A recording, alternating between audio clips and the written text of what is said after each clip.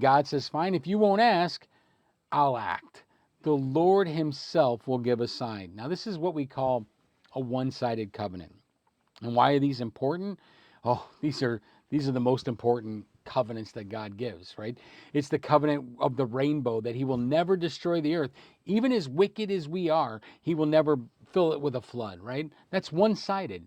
The covenant with Abraham is based on God's name, his nature, and his character, that through faith we would be God's people, right?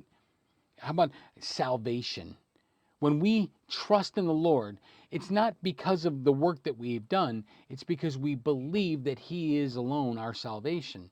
These are one-sided covenants that are not dependent upon us to keep them held right. Not like the marriage covenant in Exodus 20, where we see, if you keep my commandments, I will be your God and you will be my people. This is a two-sided covenant. Here, this is a one-sided covenant. It was God's way of saying the covenant rests on me and me alone. I will keep it no matter what. And when I was a kid, one of the most important things that a man could have was a good name, a good reputation. And so you didn't want to ruin your reputation by not keeping your word and not honoring it. Well, the same thing's true here of God. His name is what his promises are based on. So if any of his promises are not held the way he says they would, then he's a liar. And if he's a liar, then he's not God.